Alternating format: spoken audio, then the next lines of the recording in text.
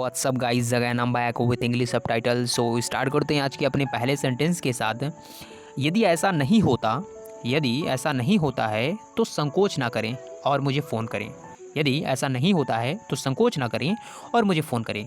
So for this sentence we can say in English, if it want, ये want चाहने वाला नहीं है, ये वॉन्ट विल नॉट है।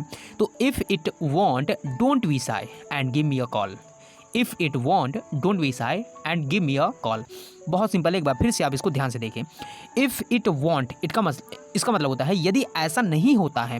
If it won't don't be शाय, तो संकोच ना करें या फिर शर्माए नहीं, and give me a call, और मुझे फ़ोन करें। तो यदि ऐसा नहीं होता है तो संकोच ना करें और मुझे फ़ोन करें। So for this sentence we can say if it won't don't be shy. Shy का मतलब यहाँ पे संकोच या शर्माने से है, and give me a call यानी कि मुझे फ़ोन करें। Now moving on to next sentence. मैं अपने पिता से बात करूंगी और उन्हें बताऊंगी कि तुम मुझे इसलिए छोड़कर चले गए क्योंकि मैं तुम्हें पसंद नहीं थी। So for this sentence we can say I will talk to my dad, tell him that you left because you did not like me. देखिए बहुत सिंपल सेंटेंस है। मैं कई बार आपको बोलता रहता हूँ कि अगर आप सेंटेंस को ध्यान से देखते हैं और थोड़ा बहुत भाई अगर आप टेंस का नॉलेज रखते हैं तो बहुत ही सिंपल तरीके से आप कोई भी सेंटेंस अपने से क्रिएट कर सकते हैं। तो ध्यान दें, I will talk to my dad, इसका मतलब मैं अपने पिता से बात करूँगी और क्या करना है, टेल हिम दैट, और उन्हें बताऊंगी। टेल हिम दैट क्या, कि तुम मुझे इसलिए छोड़कर चले गए क्योंकि मैं तुम्हें पसंद नहीं थी। It means you left. यहाँ पे आप देख सकते हैं लेफ्ट यहाँ पे सेकंड फॉर्म लगा हुआ है, जिस वजह से आप कह सकते हैं कि ये पास्ट का सेंटेंस हो गया। तो यू लेफ्ट, तुमने छोड़ा, बिकॉज क्योंकि यू डिड नॉट लाइक मी, क्योंकि तुम या फिर आप ऐसा बोल सकते हैं कि मैं तुम्हें पसंद नहीं थी, तो यू डिड नॉट लाइक मी। एक बार फिर से पूरा सेंटेंस देखें आप। मैं अपने पिता से बात करूंगी और उन्हें बताऊंगी कि तुम मुझे इसलिए छोड़ के चले गए क्योंकि मैं तुम्हें पसंद नहीं थी। It means I will talk to my dad, tell him that you left because you did not like me. I hope ये आपको समझ में आ गया होगा। Now moving on to next sentence. यदि यह सिर्फ अनिद्रा की समस्या है तो कोई बात नहीं। यदि यह सिर्फ अनिद्रा की समस्या है तो कोई बात नहीं। It's okay if it's just sleeplessness. It's okay if it's just sleeplessness. इसका मतलब यदि यह सिर्फ अनिद्रा मतलब सोने की समस्या है तो कोई बात नहीं है। तो एक बार फिर से देख लें यहाँ पे, it's okay if it's just sleeplessness. I hope ये भी आपको समझ में आ गया होगा। Now moving on to next sentence. एक पल के लिए तो मुझे लगा कि आप भावुक हो गए हैं क्योंकि वह चली गई। एक पल के लिए तो मुझे लगा कि आप भावुक हो गए हैं क्योंकि वो चली गई है। So for this sentence we can say for a second, एक पल के लिए, for a second I thought, मुझे लगा या फिर मैंने सोचा, यू गॉट इमोशनल, कि आप भावुक हो गए हैं बिकॉज शी इज़ गॉन, यानी कि क्योंकि वो चली गई है।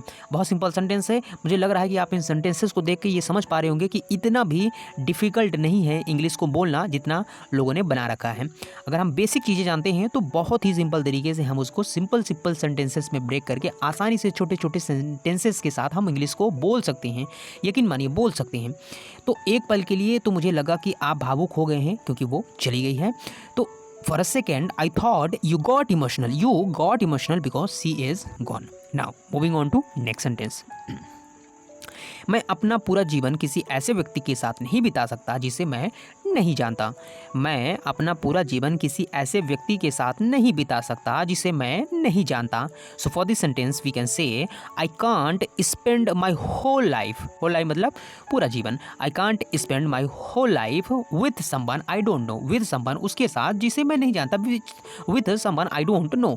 ये भी सिंपल है। एक बार फिर से आप ध्यान दें, मैं अपना पूरा जीवन किसी ऐसे व्यक्ति के साथ नहीं बिता सकता जिसे मैं नहीं जानता। I can't spend my whole life with someone I don't know, with someone I don't know. यहाँ पे कांट आपको पता होगा ये कैन नॉट के रेफरेंस में है और ये सेंटेंस ये बता रहा है कि मैं अपना पूरा जीवन किसी ऐसे व्यक्ति के साथ नहीं बिता सकता जिसे मैं नहीं जानता, यानी कि कैपेसिटी और कैपेबिलिटी की बात हो रही है, जिस वजह से यहाँ पे मॉडल कैन नॉट का इस्तेमाल किया गया है।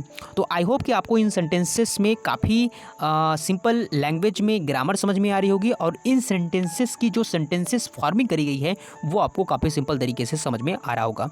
तो चलिए दोस्तों, आज की वीडियो हम बस इतना ही रखेंगे। मुझे उम्मीद है कि इस सेंटेंसेस से और इस सीरीज़ से और इस सबटाइटल से आप अपनी इंग्लिश को बहुत ही अच्छी तरीके से इम्प्रूव कर पा रहे होंगे।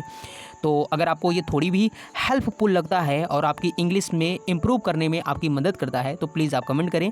और अगर आप चैनल पे नए हैं तो आप चैनल को सब्सक्राइब कर लीजिए, क्योंकि इस प्रकार की वीडियो हम डेली अपलोड करते रहते हैं।